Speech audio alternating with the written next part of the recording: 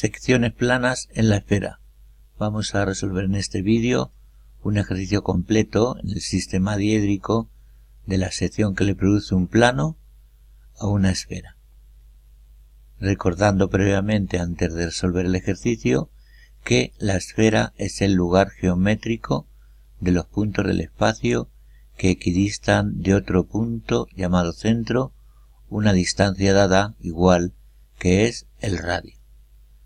Por ser esta condición, cualquier plano cortando la esfera le va a producir una sección circular. Y esto es así porque se genera un cono de revolución cuyos puntos de la base equidistan del centro de la esfera el radio. Esas generatrices OA igual a OB igual a OC son radio de la esfera. Y es un cono de revolución cuya altura es la perpendicular trazada por O al plano donde queremos obtener la sección, la mínima distancia del centro de la esfera al plano, que es K. Y al final el radio de la sección se genera dibujando un triángulo rectángulo, de modo que la hipotenusa es radio de la esfera, un cateto es la distancia de un punto al plano, o K, que es la altura del cono de revolución, y cuyo radio de la sección es el valor KA, que es igual a KB, que es igual a KC. Otro concepto que debemos conocer es que el contorno horizontal de una esfera es una circunferencia cuyo radio es el de la esfera en el espacio. ¿Y qué es el ecuador de la esfera? Y en proyección vertical lo mismo, el contorno vertical, que se le llama meridiano frontal, es también otra circunferencia cuyo centro será el centro de la esfera y cuyo radio es el radio de la esfera. El ejercicio que vamos a resolver en el sistema diédrico dice lo siguiente, que obtengamos que representemos la sección que le produce en la esfera el plano definido por tres puntos A, B y C. El concepto que tenemos que hacer es siempre, casi siempre, es hacer un cambio de plano para que el plano definido por estos tres puntos quede de canto y en el cambio de plano observar la sección que le produce dicho plano a la esfera de forma más fácil. Es decir, situar por ejemplo el plano dado de canto para obtener la sección más fácilmente. Tenemos que obtener, como acabamos de decir, el radio sección. ¿Cuál es el radio sección que le produce un plano a la esfera?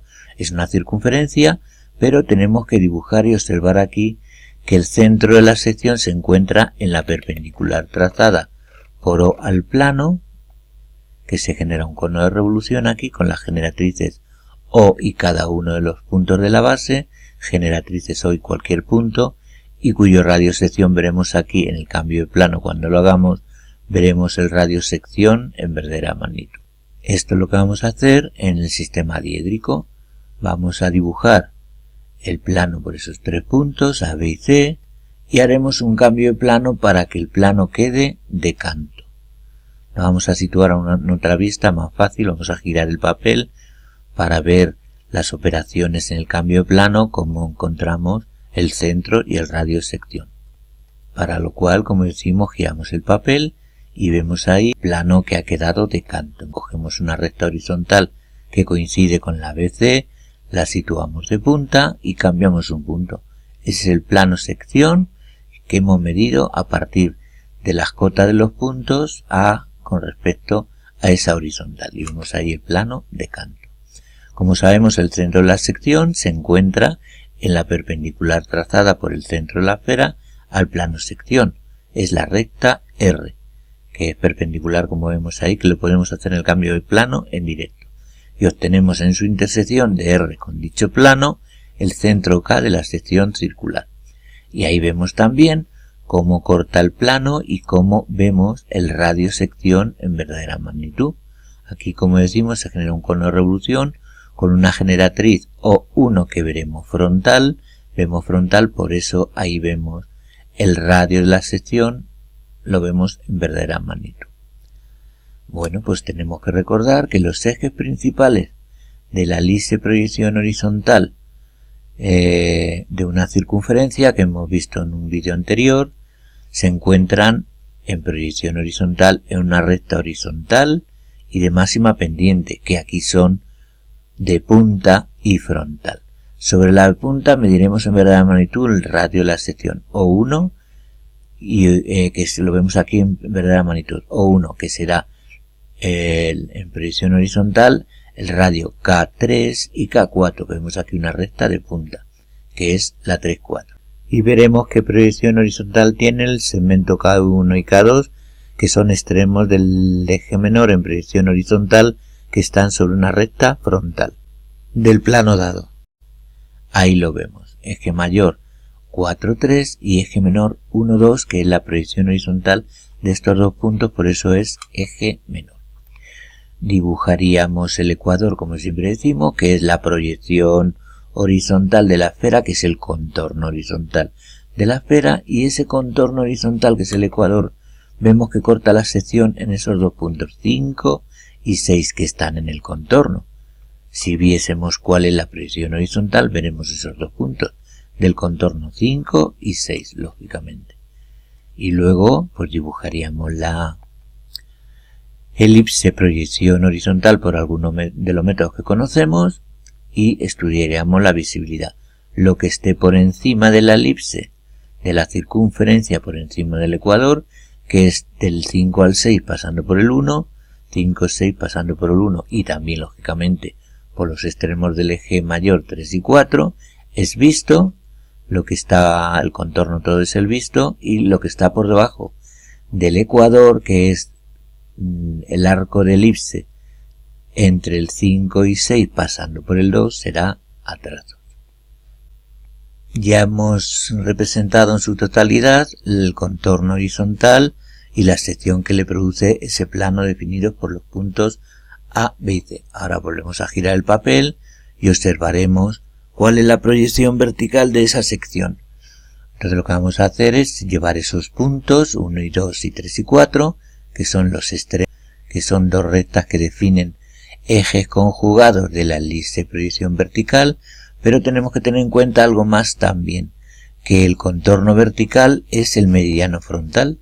Ahí lo vemos, el meridiano frontal es cortado por la elipse en estos puntos 7 y 8, que pertenecerán al contorno vertical, al meridiano frontal. Son los puntos 7 y 8 que representamos en proyección vertical. Ahí los tenemos. Y también tener en cuenta que debemos siempre representar estos dos contornos, el meridiano frontal, que es, el meridiano frontal, que es el contorno vertical, y el ecuador, que es el contorno horizontal, que lo utilizamos en el cambio de plano para la visibilidad horizontal. Para eso sirven los contornos, para el estudio de visibilidad. Y ese ecuador corta. También hay puntos importantes del ecuador, como vimos, que es el punto 5 y 6. Con todos esos puntos extremos de la elipse proyección horizontal 1, 2, 3 y 4. Puntos del contorno vertical y puntos del contorno horizontal, como son estos últimos 5 y 6, podremos representar con todos esos puntos la elipse proyección vertical por puntos. Y luego estudio de visibilidad, lógicamente lo que esté por delante, vuelvo a hacer el efecto, lo que esté por delante del meridiano frontal, que son los puntos 7, 3, 5, 2, 8, 7, 3, 7, 3, 5, 2 y 8, veré porque están por delante del meridiano frontal. El contorno de la esfera es todo visto y veremos hay una parte que es la que está por detrás, que son los puntos por el punto del 7 al 8, pasando por el 1, por el 4 y también por el 6. Y así dibujaríamos la visibilidad vertical de la esfera. Y tenemos que comprobar que los puntos del centro de la esfera, el punto K, y todos estos puntos, 1, 2, 3, 4, 5, todos, se corresponden con las cotas que tengan en el cambio de plano. Los 1, 2, el 3, el 4, 5 y 6. Lógicamente porque en el cambio de plano las cotas de los puntos no varían. Las que tengan son las que tienen ahí. Con la obtención de estos puntos que hemos dicho es más que suficiente para dibujar los puntos que definen la elipse proyección vertical. Pero nos pueden pedir o queremos hacer que también representemos los ejes principales aquí, porque no olvidemos y recordamos que los ejes principales en proyección horizontal son perpendiculares, son principales, por eso son perpendiculares, y en proyección vertical son conjugados. Pero podemos también obtener aquí los ejes principales a partir de los ejes principales que sabemos que están en una recta frontal y de máxima inclinación, que es lo que hemos planteado aquí para dibujar. Elegiría una frontal cualquiera del plano, obtendría la proyección vertical, en fin, y por otros procedimientos obtendríamos, ahí lo vemos en otro color, los ejes principales de la elipse de proyección vertical. Pero la mayoría de las veces no es necesario, porque con esos puntos 1, 2, 3, 4, 5, 6 y 7 y 8 son más que suficientes para obtener la proyección vertical de la elipse, proyección vertical y de la sección en conjunto.